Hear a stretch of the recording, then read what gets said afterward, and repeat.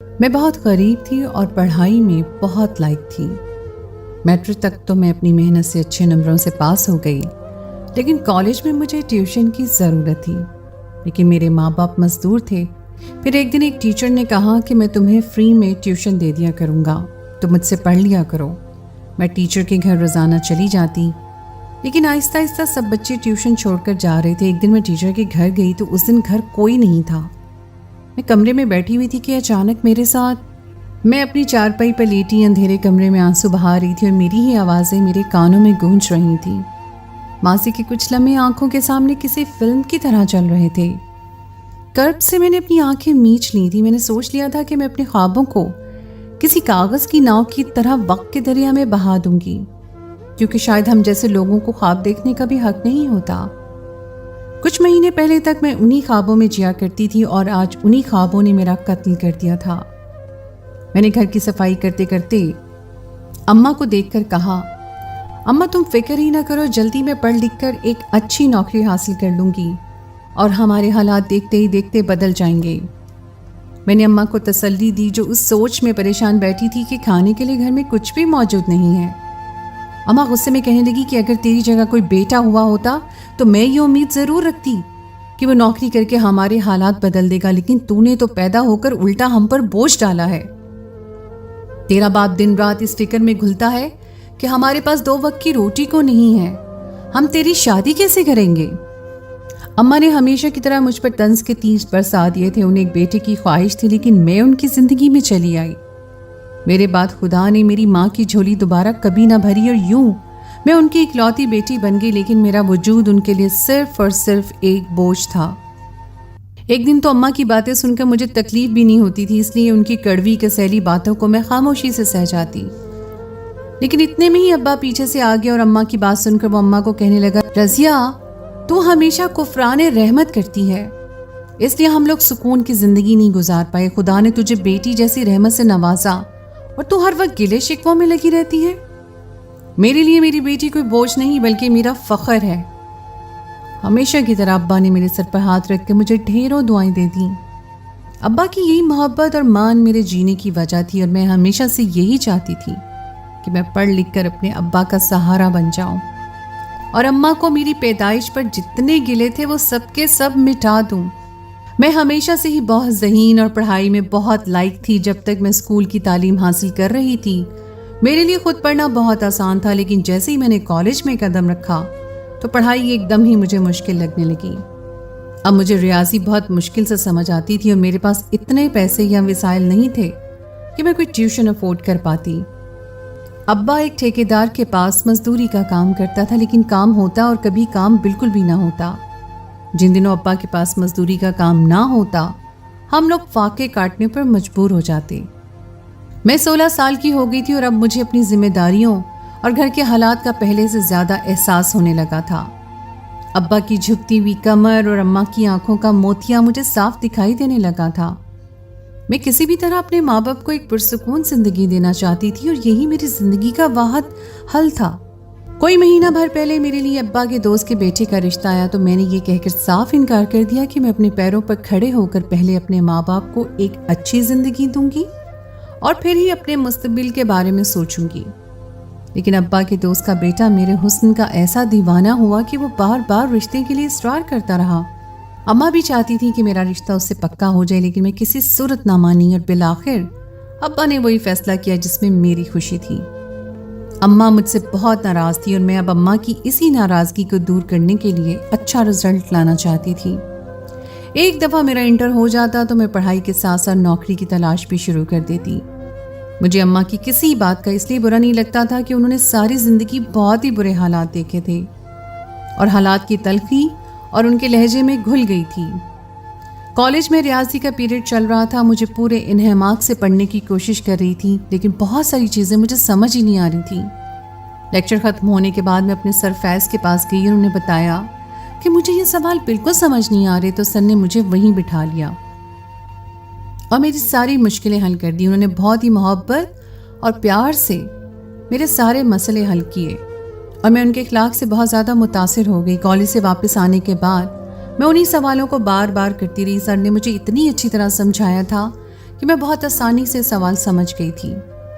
आहिस्ता आहिस्ता ये रोज़ का मामूल बन गया कि मैं पीरियड के बाद सरफैज़ के पास चली जाती और जो कुछ मुझे पीरियड के दौरान नज़र आता और जो कुछ मुझे पीरियड के दौरान समझ ना आता वो उनसे पढ़ लिया करती। बाकी सब लड़कियां तो अच्छे अच्छे कोचिंग सेंटर्स और ट्यूशन जाया करती थी, इसलिए उन्हें कोई परेशानी नहीं थी।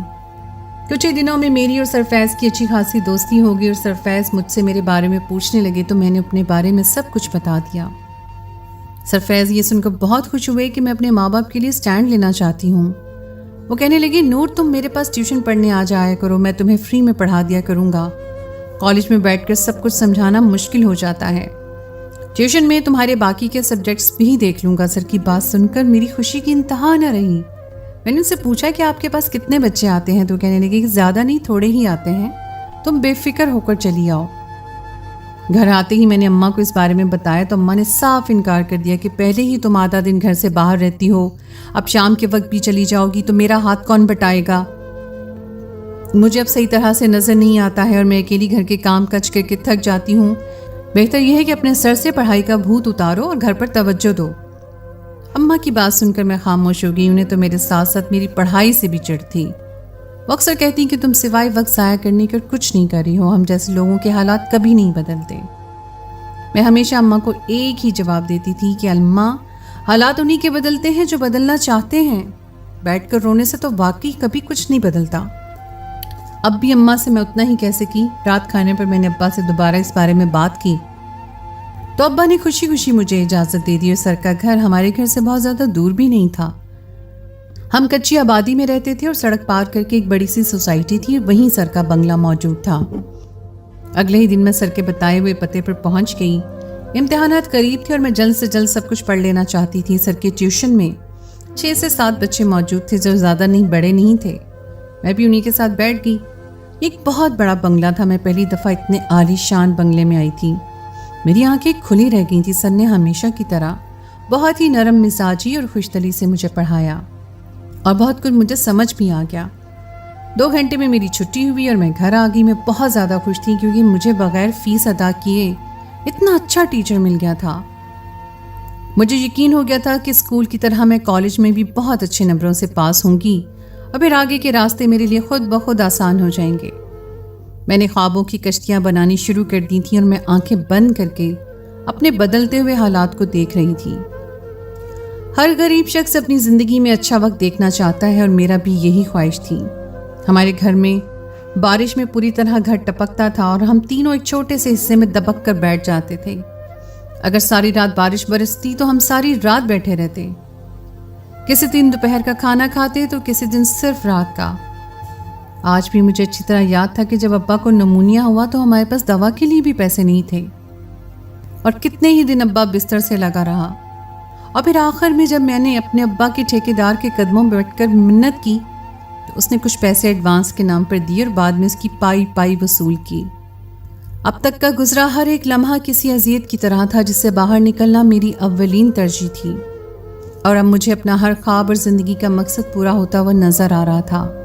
मैं सरफैज़ की बहुत ही शुक्रगुजार थी। मैं रोज़ाना बाकायदगी से उनके घर पढ़ने के लिए जाने लगी और 15 दिनों में मैंने उनसे बहुत कुछ सीख लिया था।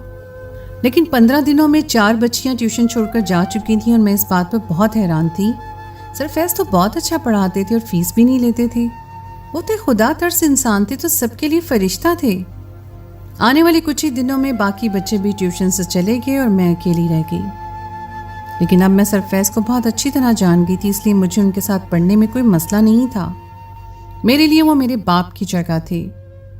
एक दिन मैं ट्यूशन गई तो मामूल के मुताबिक वहाँ कोई भी मौजूद नहीं था। मैं अकेली ही अपनी किताब खोलकर पढ़ने लगी। सरफैज़ शायद अपने कमरे में थे।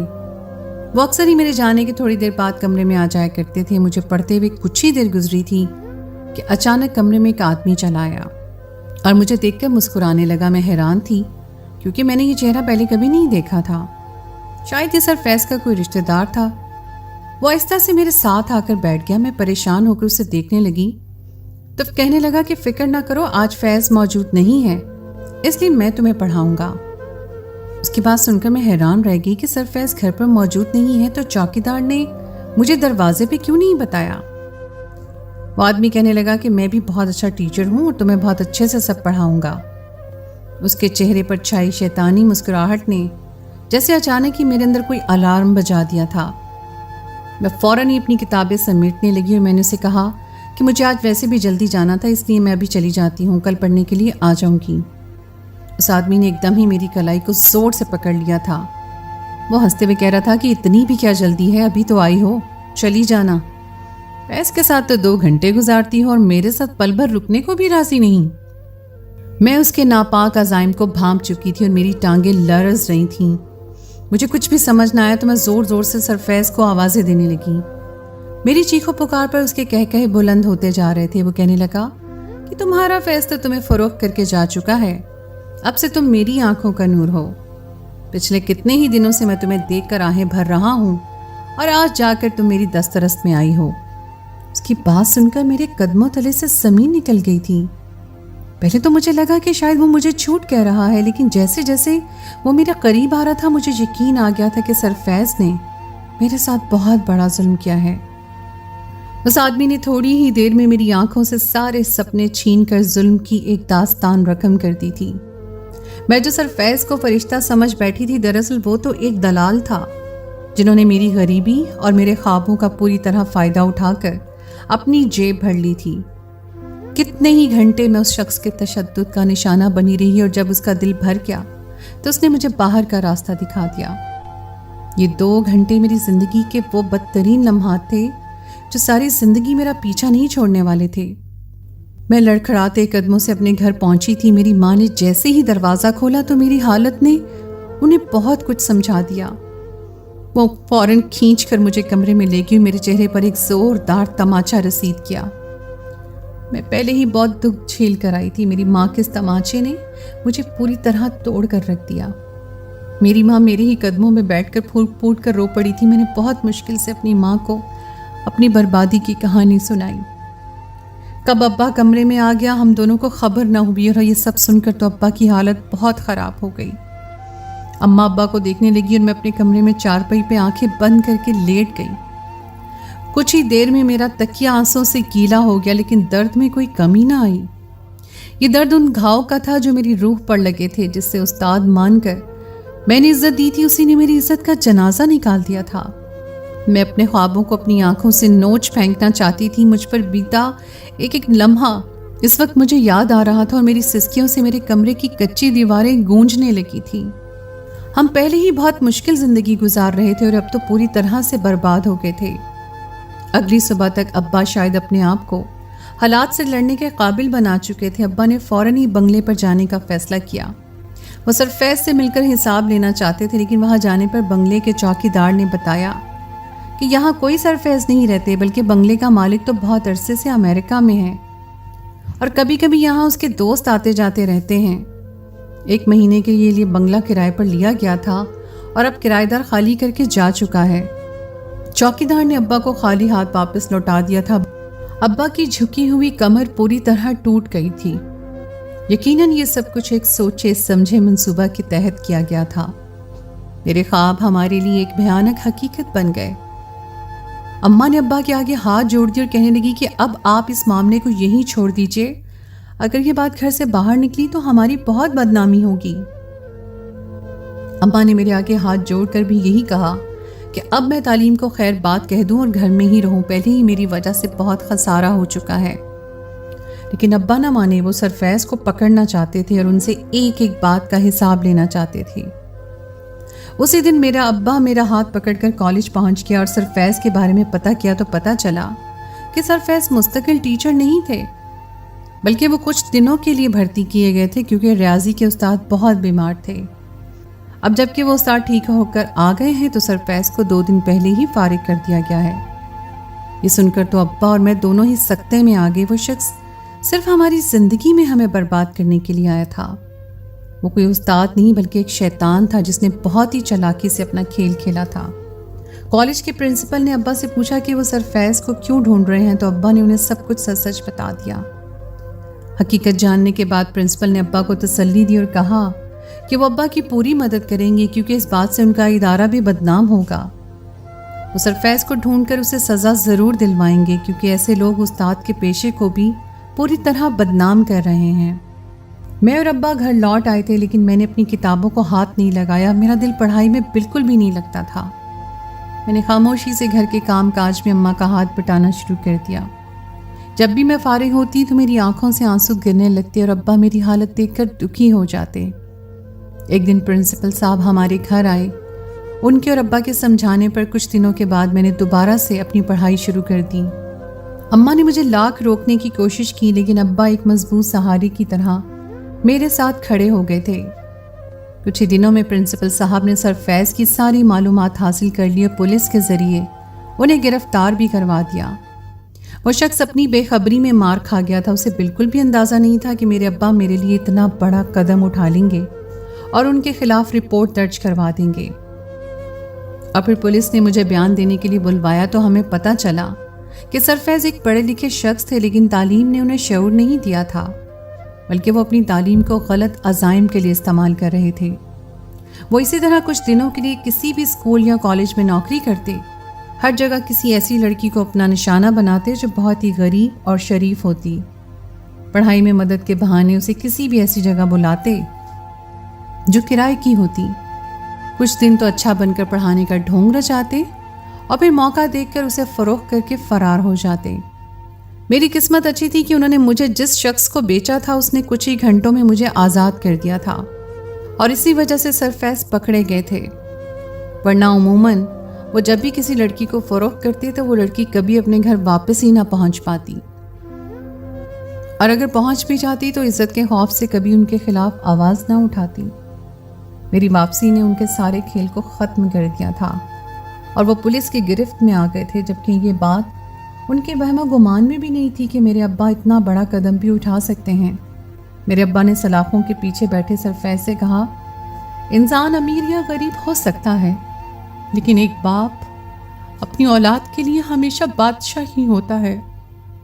میں اپنی بیٹی کے لیے ہر اس حد تک جاؤں گا جہاں تک کوئی امیر آدمی جا سکتا ہے۔ تم نے جو کچھ میری بیٹی کے ساتھ کیا اس کے لیے تو تمہیں سزا ضرور ملے گی، لیکن میں آئندہ کسی اور کی بیٹی کو بھی تمہارے جیسے درندوں کے ہاتھ نہیں لگنے دوں گا، اور اس کے لیے میں اپنی بیٹی کے ساتھ ہونے والے واقعے کو دنیا کی نظروں تک پہنچاؤں گا، تاکہ آئندہ کوئی لڑکی تمہارے جیسے بھیڑیے کو استاد سمجھ کر دھوکہ نہ کھائے۔ پرنسپل صاحب کی مدد سے کچھ ہی دنوں بعد یہ خبر اخبار کی زینت بن گئی، اور سرفیض کا چہرہ ہر اخبار میں نمایاں نظر آنے لگا۔ میں نے کالج کے پرنسپل کے ساتھ مل کر ایک آگاہی مہم کا آغاز کیا، جس میں لڑکیوں کو ایسی بھیڑیوں کے چنگل سے بچنے کی تعلیم دی جانے لگی۔ انٹر مکمل ہوتے ہی میں نے ایک چھوٹی سی نوکری بھی کر لی اور ساتھ ہی ساتھ اپنی تعلیم کا سلسلہ بھی جاری رکھا۔ میرے ابا نے مجھے آگے بڑھنے کا حوصلہ دیا تھا، اور واقعی ہی میرے ابا میرے لیے ایک آئیڈیل باپ تھے جو میرا حوصلہ بن چکے تھے۔ ہمارے حالات آہستہ آہستہ بدلنے لگے تھے۔ میرے باپ نے میری زندگی میں ایک ایسا مضبوط کردار ادا کیا تھا کہ میں پوری طرح گر کر بھی کھڑی ہو گئی۔ ہم غریبوں کو جینے کا اتنا ہی حق حاصل ہے جتنا کہ امیر لوگوں کو۔ اگر کبھی کوئی یہ حق چھیننے کی کوشش کرے تو اپنا حق واپس حاصل کرنے کے لیے پوری جدوجہد کرنی چاہیے۔ ظلم کے خلاف خاموش رہنے والا بھی ظالم کا ساتھی بن جاتا ہے، اور میں نے اور میرے باپ نے ظالم کا ساتھی بننے سے بہتر ظلم کے خلاف آواز اٹھانا سمجھا۔ میں نے اب تک بہت سے اسکولوں میں جا کر لڑکیوں کو اپنی آگاہی مہم کے ذریعے شعور دیا تھا۔ جو کچھ میرے ساتھ ہوا تھا وہ اب کسی اور کے ساتھ نہیں ہونا چاہیے تھا، اور میں اس بات کو یقینی بنانے میں اپنا بھرپور کردار ادا کرنے کی کوشش کر رہی تھی۔ پہلے میری زندگی کا مقصد صرف اپنے ماں باپ کو ایک اچھی زندگی دینا تھا، لیکن اب میری زندگی کا ایک اور مقصد تھا کہ میں ہر لڑکی کو ایسے بھیڑیوں سے بچاؤں اور سب کچھ ہارنے کے باوجود بھی زندگی میں آگے بڑھنے کی ترغیب دوں۔ تو دوستو، یہ تھی میری آج کی کہانی۔ امید ہے آپ کو آج کی کہانی پسند آئی ہوگی۔ اگر کہانی اچھی لگے تو اسے لائک ضرور کیجیے، اپنے دوستوں کے ساتھ شیئر کیجیے،